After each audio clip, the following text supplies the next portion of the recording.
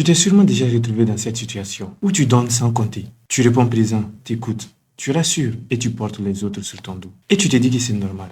C'est ça être quelqu'un de bien. Mais les jours où tu n'as plus de force, les jours où c'est toi qui as besoin de plus d'attention, d'un peu de réconfort, là, il n'y a plus personne. Silence. Et tu restes là à encaisser, à faire comme si tout allait bien. Parce que tu t'es tellement habitué à donner que tu n'oses même plus demander. Alors tu continues. Tu offres ton énergie même si tu n'en as plus. Tu essaies de garder le sourire même quand ça hurle à l'intérieur. Et à force, tu commences à douter de toi. Tu te demandes si c'est toi qui fais quelque chose de travers. Si tu en fais trop ou pas assez. Et le pire dans tout ça, c'est que tu as appris à mesurer ta valeur à ce que tu donnes aux autres. Mais si tu es là, si tu écoutes ces mots, c'est peut-être parce qu'au fond, tu n'en peux plus de ces schémas. Alors dans cette vidéo, on va parler de ce moment que beaucoup vivent en silence. Celui où tu t'oublies pour exister dans les yeux des autres. Et surtout, je vais te montrer pourquoi tu retombes encore et encore dans ce cercle. Et ce que tu peux faire concrètement pour enfin t'en libérer. Tu crois que tu donnes parce que tu es une bonne personne. Et c'est vrai. Tu as un grand cœur et tu as de belles intentions. Mais parfois, ce besoin de donner vient de beaucoup plus loin que tu ne le crois. Il ne vient pas toujours de l'amour. Il vient souvent du manque. Le manque d'avoir été vu pour qui tu étais vraiment. Le manque d'avoir reçu de l'amour sans avoir à prouver que tu le méritais. Quand tu as grandi dans un environnement où on t'a appris que ta valeur dépendait de ce que tu faisais pour les autres, alors forcément tu développes une stratégie. Je donne pour exister. Et ce schéma, il te suit partout. Dans tes amitiés, dans ton couple et même dans ta vie pro. Tu t'efforces de faire plaisir, de te rendre indispensable, de montrer que tu es quelqu'un de bien. Parce que tu as peur au fond que si tu ne donnes pas, tu ne sois plus rien aux yeux des autres. J'ai accompagné une fille en coaching, Sarah. Elle me disait, je ne comprends pas. Je donne tout à mes amis. Je suis là quand ça ne va pas.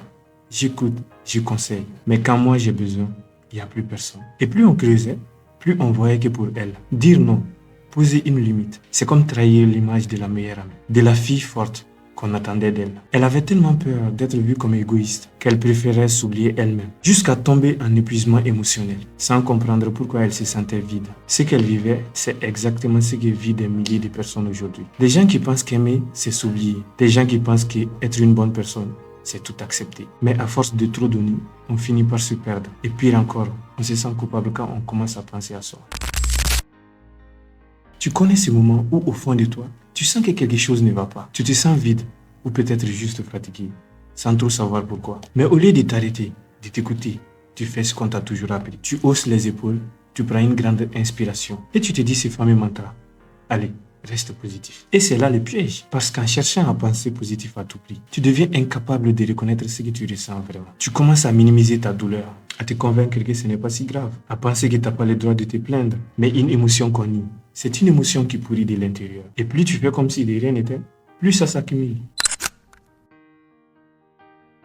Le deuxième piège, c'est ce masque qu'on finit par porter trop longtemps. C'est celui du sourire, de l'optimisme, du tout va bien. Tu as l'impression que si tu dis que ça va pas, les gens vont te voir comme une plainte, une charge, un poids. Alors tu préfères tout gérer seul. Mais à force de sourire pour ne pas inquiéter les autres, alors tu t'isoles de plus en plus de ceux qui pourraient t'aimer pour de vrai. Tu deviens ce genre de personne que tout le monde admire, mais que personne ne connaît vraiment. Et cette solitude-là, ce n'est pas celle où il n'y a personne autour, c'est celle où il y a du monde, mais personne ne voit ce que tu vis vraiment. Tu passes des journées entières à lire, à faire comme si. Puis tu rentres chez toi et tu t'écroules sans savoir pourquoi. J'ai accompagné un homme de 34 ans.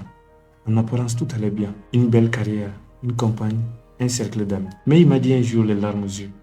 Tu sais, j'ai l'impression qu'il n'y a personne qui me connaît vraiment. Même moi, je ne sais plus qui je suis. Pendant des années, il s'est réfugié dans une version de lui-même qu'il pensait être plus acceptable. Il souriait quand il fallait sourire et motivait les autres quand il avait lui-même envie de tout lâcher. Et justement parce qu'il essayait toujours d'être positif, qu'il s'était perdu et n'osait pas dire quand ça n'allait pas. Parce qu'il pensait qu'il fallait mériter d'être aimé. Et montrer sa fragilité, c'est devenu un fardeau. Le dernier piège et surtout le plus sournois, c'est cette manière qu'on a de s'accrocher à la pensée positive, comme un bouet de sauvetage. Quand tu te sens mal, tu as envie de croire que si tu penses positif, que tout va aller bien. Tu lis des citations, tu répètes des affirmations. Tu te dis, l'univers va s'occuper de toi. Et sur le moment, ça apaise un peu. Mais au fond, tu sais que c'est pas parce que tu répètes je suis heureux que ton cœur se sent moins vide. Tu sais que c'est pas parce que tu dis que je mérite l'amour que tu arrives à te sentir aimé pour de vrai. Et là, sans te rendre compte, tu glisses vers une fuite mentale. Tu utilises la pensée positive non pas pour construire, mais pour éviter ce que tu as vraiment besoin d'affronter. C'est comme si tu avais une blessure ouverte et que tu mettais un sourire par-dessus au lieu de désinfecter. Ça te donne l'illusion que ça va mieux, jusqu'à ce que ça s'infecte.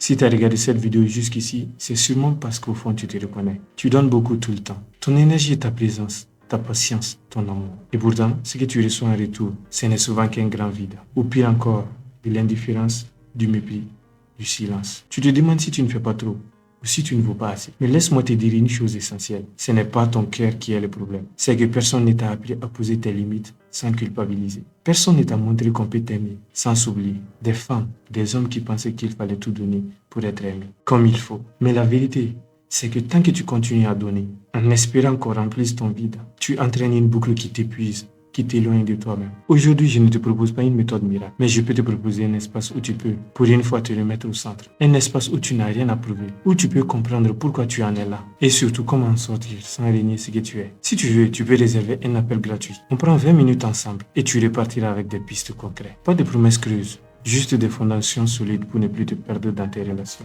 Parce que tu mérites mieux. Merci d'avoir regardé cette vidéo jusqu'à la fin et on se donne rendez-vous la semaine prochaine.